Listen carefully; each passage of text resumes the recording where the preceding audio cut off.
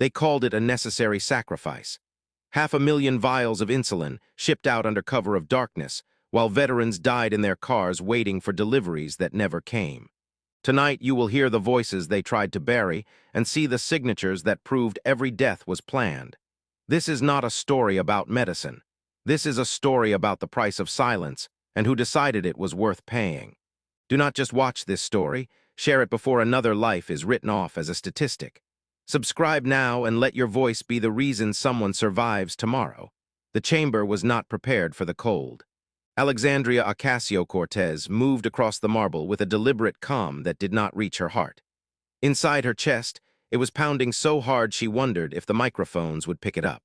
In her right hand, she carried a white medical cooler, the condensation already streaking down her wrist. She stopped before the committee table. Her fingers rested a moment on the latch. The quiet was almost tender, as if the room were offering her a final chance to walk away. She lifted the lid. A wisp of frozen vapor curled into the lights. A single vial of insulin sat in the hollow center, the glass still filmed with ice. She did not touch it yet. She let it rest there where everyone could see how small it was, how unremarkable, how easily something essential could be made to disappear. Her gaze lifted to Pete Hegseth, seated across from her in the witness chair. He looked back at her without blinking, as if he had already calculated the percentage of the American public who would care about this moment. Her voice was quiet when she spoke. On the night of May 12th, she said, her palm flattening on a manila folder stamped with FEMA's seal, 500,000 vials of insulin were moved out of federal reserves. They were not sent to hospitals. They were not delivered to clinics. They were loaded into containers at Norfolk Harbor, and they were sent out of this country. Someone in the gallery let out a short, involuntary gasp. AOC did not look up. She drew in a breath, steadying the tremor in her ribs. Her father had once told her that courage did not feel like righteousness. It felt like nausea you refused to surrender to. She opened the folder and turned it toward the cameras. This is the emergency allocation manifest, she continued. But this is not the only proof. The screen behind her flickered on, bright white against the polished walls. A photograph appeared, projected floor to ceiling. Containers stacked in the wet darkness of the port. A line of armed guards stood watch along the dock. She had removed the detail of their faces, enough to protect them, but not enough to make the image comfortable. A voice spoke over the image, clear and clipped, filling the chamber. Confirm manifest. No losses in transit. Priority 1, strategic deployment outside continental territory. AOC did not look at the screen. She had memorized every frame. She knew where the guards' boots sank into the tar, where the cold mist trailed off the pallets.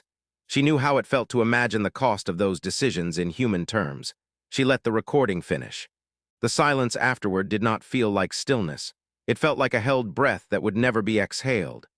This footage was provided, she said quietly, by a whistleblower who understood that patriotism does not mean complicity.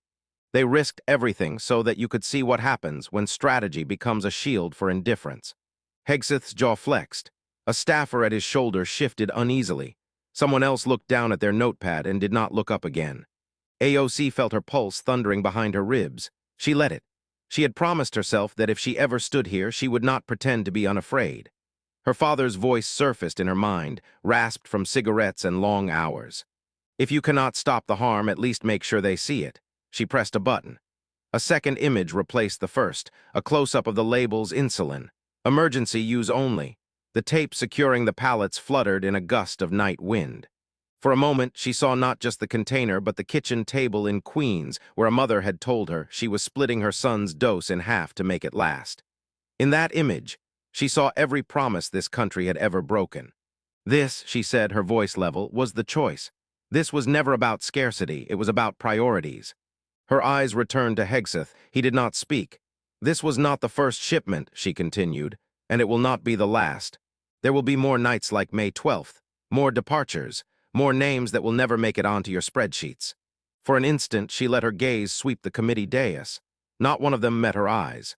Her palm rested lightly on the vial. She finally lifted it, the frost dampening her skin. Her hand did not shake.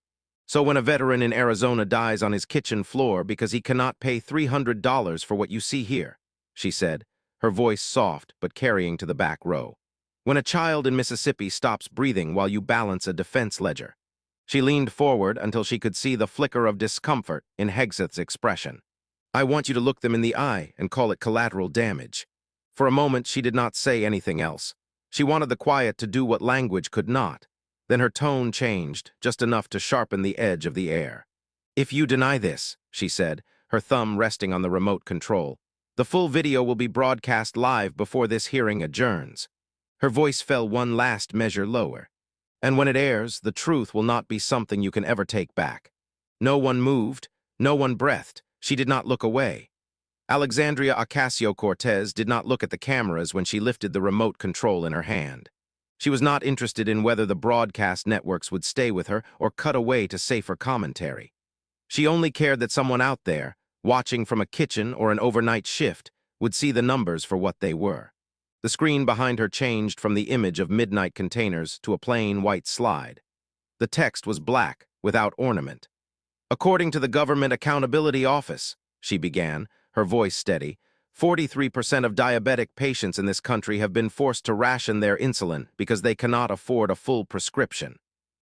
No one interrupted. She could feel the stillness in the committee as something more brittle than silence.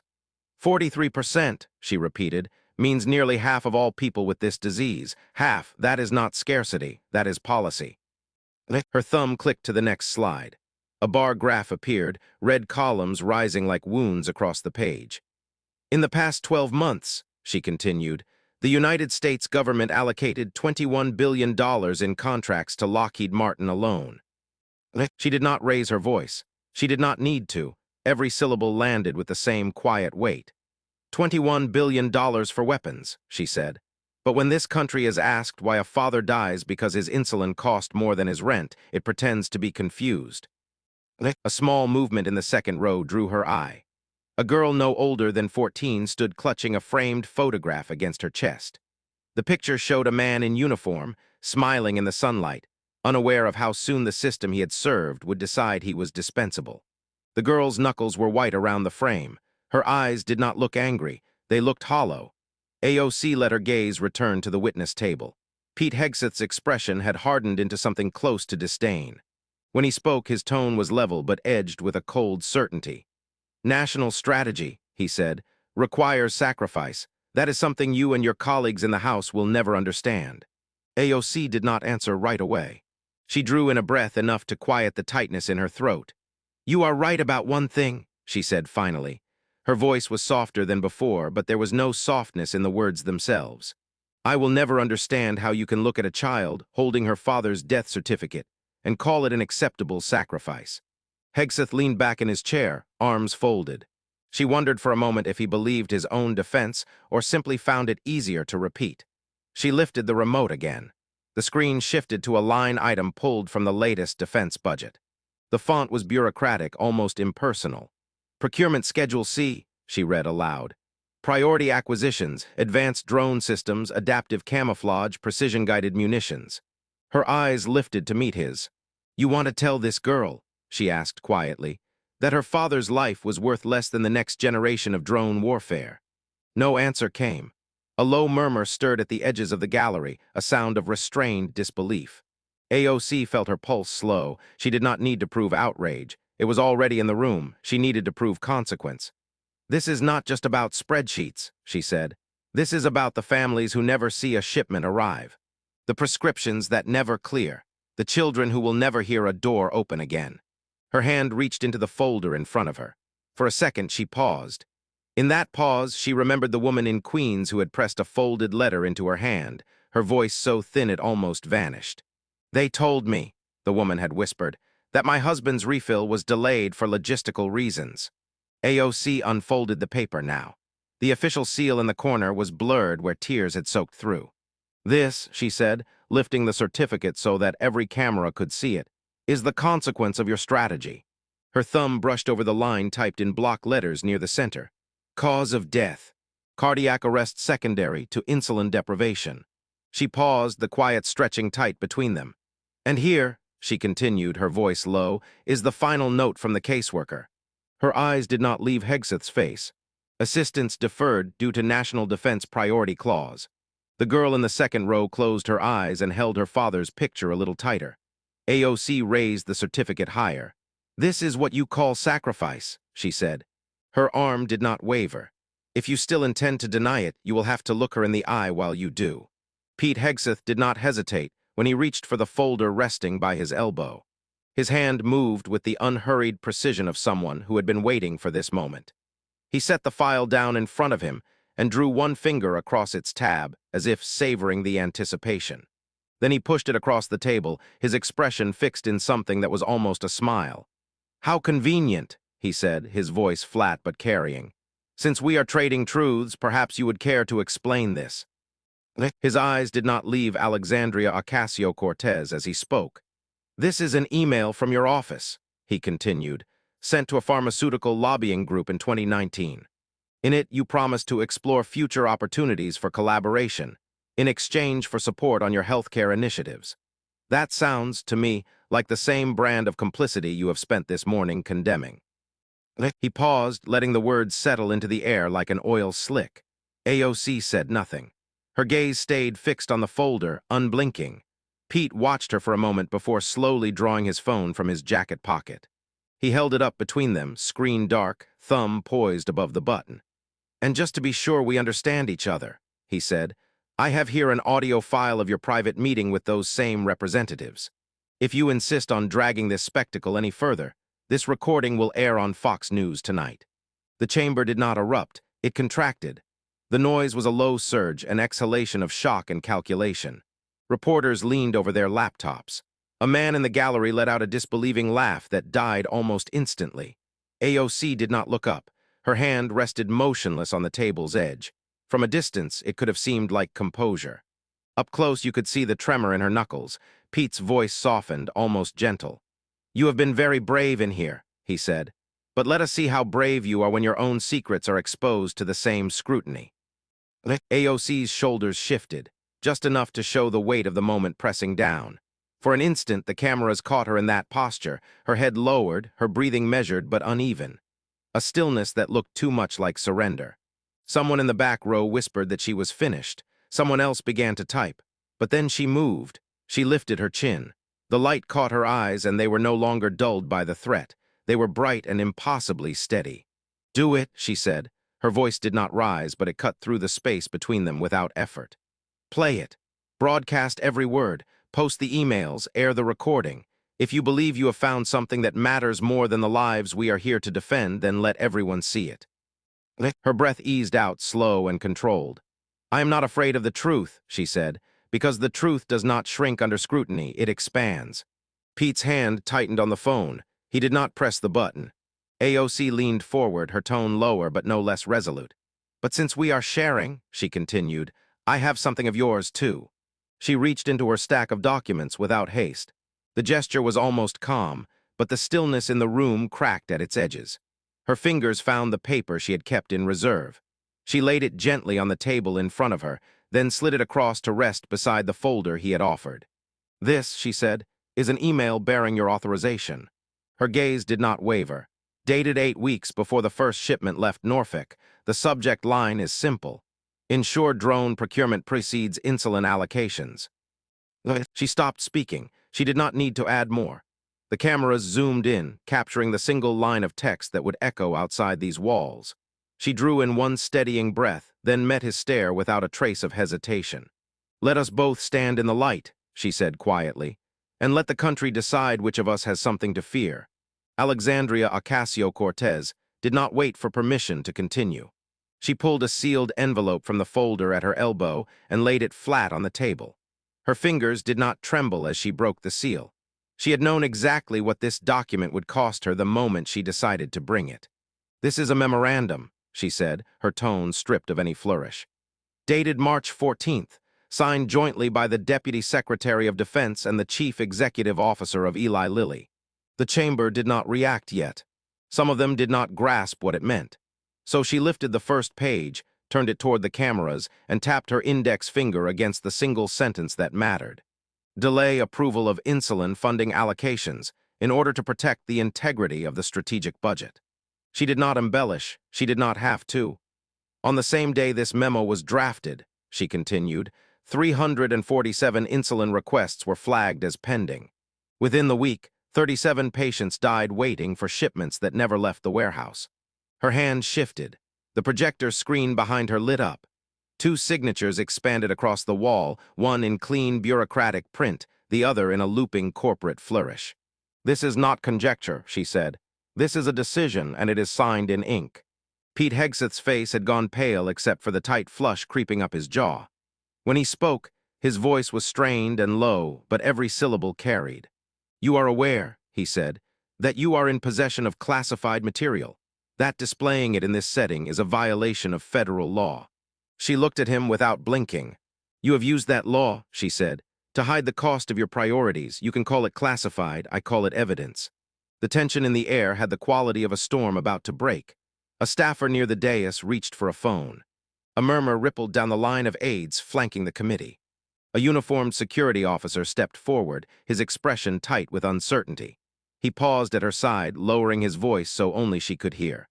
"Congresswoman Ocasio-Cortez," he said, "you are in direct violation. If you do not withdraw this document, we are obligated to remove you from these proceedings." She did not answer immediately. She let the quiet hang there, a deliberate weight pressing down on everyone watching. Her mind flickered, just for a moment, to the face of a mother she had met in a clinic in the Bronx, clutching her dead son's prescription in both hands as if she could force it to become medicine by sheer desperation. That was the memory she let fill her lungs. That was what steadied her voice when she finally replied. "Then do it," she said simply. Her gaze never left Pete's. "If the price of telling the truth is leaving this room in handcuffs, I will pay it." The cameras captured the moment in high definition. The congresswoman standing with her hand resting on a memorandum that should never have been seen, her shoulders squared as if daring anyone to move first. Pete's lips parted, but no words came out. The officer did not move. AOC let the silence stretch, taut and almost unbearable. "You have made a career," she said, "out of telling this country that sacrifice is noble, that some must pay so others can feel safe." Her hand lifted to the projected signatures, her finger brushing under the deputy secretary's name. "This is what that sacrifice looks like," she continued. "A signature traded for funerals." Her eyes swept across the room, catching each face in turn. "You can try to arrest me," she said quietly, "or you can admit what you have done." She let her palm drop flat on the table, the paper beneath it fluttering at the impact. "But today," she finished, her voice calm as a verdict, "you have to choose." Her final words fell into the hush like the strike of a gavel. "Either you take me out of here," she said, "or you start telling the truth." Alexandria Ocasio-Cortez did not unfold the letter right away. She held it in both hands, as if it might disintegrate if she were careless. The paper was thin, lined, creased in the middle from being folded and refolded. A faint smear of ink stained the bottom corner, blurred by something she suspected had not been water. "This letter," she said, her voice quiet, "was never delivered." She paused to let the words settle. The chamber waited, suspended in the hush of shared anticipation and discomfort. "It was written by Raymond Booker," she continued, "a veteran of Fallujah, a father, a man who died alone in his car because he could not pay for the medicine that kept him alive." She drew in a breath, steadying the tremor that pressed against her throat. "I am going to read it exactly as he wrote it." She lowered her eyes to the page, her thumb tracing the first line as if to remind herself it was real. "My sweet girl," she began, her voice carrying across the rows of silent faces, "I hope someday you will understand why I could not stay. I fought in Fallujah. I watched friends die, and I came home believing that I had earned some small measure of peace. But I was wrong." Her hand tightened around the paper. "Here, in the country I fought for, I found a different kind of enemy, one that does not carry a rifle but can still kill you just as sure. I could not afford my insulin anymore." She stopped, the quiet in the room pressed in from every side. Her gaze lifted for a moment to the second row, where a photograph of Raymond rested against a folded flag. The cameras caught it. His uniform, his smile, the slight tilt of his head that suggested he never quite believed he deserved any thanks. AOC's voice came softer when she continued. "I tried every option," she read.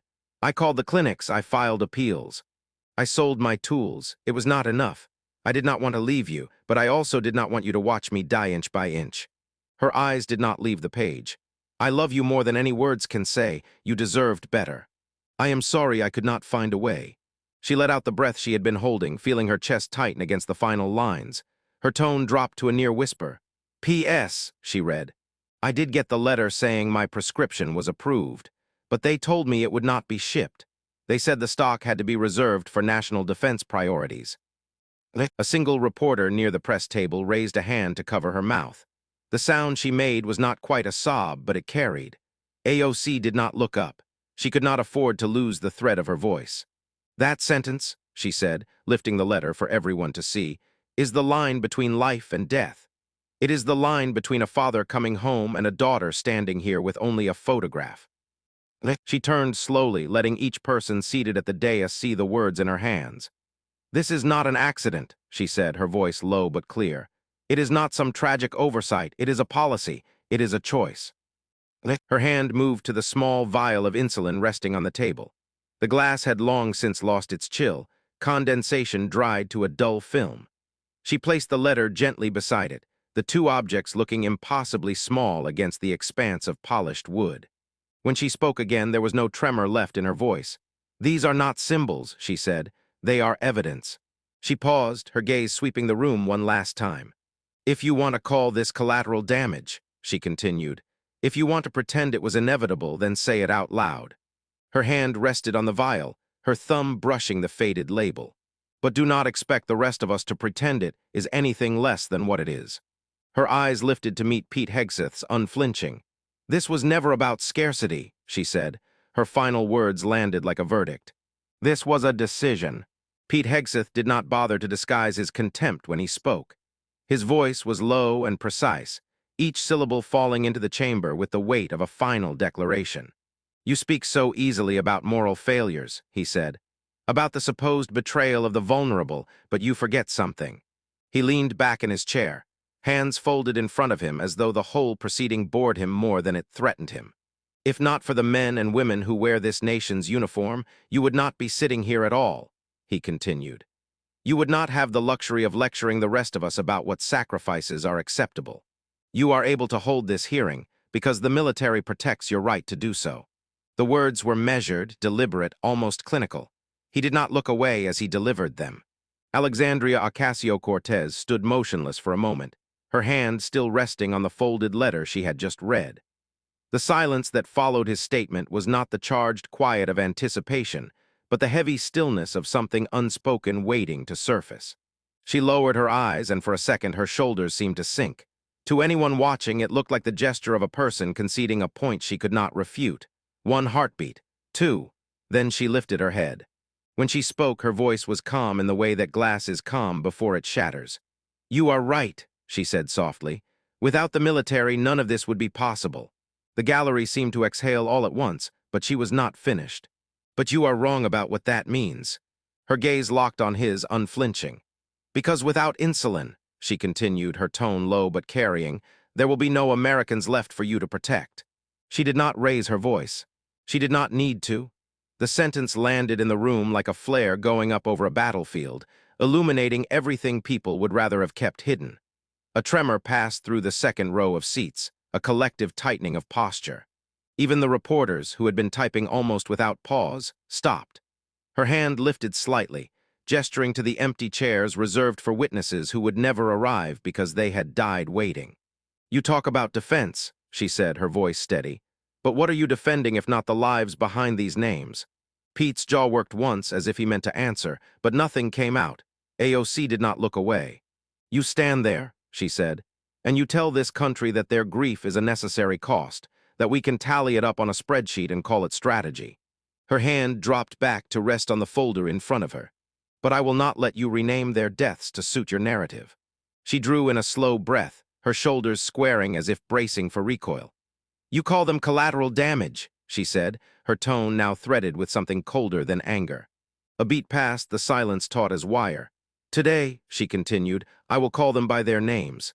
The cameras swept across the chamber, capturing the expressions, some stricken, some defiant, some carefully blank. And still no one spoke. Her palm flattened on the stack of papers, a quiet gesture that felt like the start of an indictment. If you truly believe that the price of your strategies is acceptable, she said, then you will sit here and hear every single one. No one moved. Her final words fell into the room without resistance. That, she said, her voice as steady as a verdict, is what a country owes the people it fails. Alexandria Ocasio-Cortez did not hurry as she gathered the last of her papers. Her movements were precise, almost quiet enough to be mistaken for calm, but nothing in her posture suggested surrender. She placed the vial of insulin in the center of the table, its label faded, the liquid inside no longer viable. When she spoke, her voice carried without strain. "This vial," she said, "expired 2 weeks ago." She paused, letting that single fact settle in the air like an accusation. No one could escape. "It expired," she continued, "because no one believed it was urgent enough to act." Her gaze lifted to meet Pete Hegseth's across the long table. "And it is not the only thing that has reached the end of its usefulness." She straightened, her palm resting lightly on the empty glass. "The patience of this country," she said evenly, "has expired too." No one interrupted. No one dared. Outside the committee chamber, a new sound began to rise, uneven at first, then steady as a tide. She did not have to look out the tall windows to know what it was. She had seen the crowd gathering since dawn, people who had come with nothing but their own stories and the quiet conviction that they would not go home unseen. One by one, the phones lit up. White beams of light glowed across the plaza, unbroken rows of screens raised over heads, and in every hand the same small object. An empty vial held aloft, shining under the glare of the phones like 1,000 tiny gravestones. A voice carried through a single phone speaker, broadcast to everyone watching the live stream. "This," the woman said, her tone unshaken, "is the moment we stop pretending we are powerless." AOC did not look away from Pete when she heard it. She wanted him to feel that voice settling in the marrow of the room. She took one step back from the table and closed the folder she had held all morning. The cameras tracked her every movement. Her hand rested for a final time on the stack of names. "You can call this an inconvenience," she said. "You can call it political theater. You can call it anything you need to keep your conscience from recognizing it." Her gaze hardened, her next words quiet but knife-sharp. "But what you cannot call it," she said, "is an accident." She turned and walked toward the doors. Each footstep sounded louder than the last, a steady percussion in the hush. At the threshold, she paused. She did not look back immediately. When she did, her expression was unreadable. "You once told your staff," she said, her voice low enough that the mic strained to catch it, "that the deaths we have counted here were just a side effect of national strategy." The words did not echo. They did not need to. "I heard the recording," she finished. Pete's jaw clenched, but he did not speak. He could not. She did not look away. "Side effect," she repeated softly. Her hand brushed the doorframe. For a moment, she stood perfectly still. Then she stepped through the doorway and disappeared into the blinding wash of phone lights waiting beyond the glass. Inside, no one spoke. No one moved to follow her. The cameras finally turned to Pete. His face was pale, fixed in an expression that was not quite disbelief and not quite fear. A final moment stretched, a silence so complete it felt like the room itself was holding its breath. Then the screen cut to black. Words emerged in stark white against the darkness, unadorned. "Side effect of national strategy."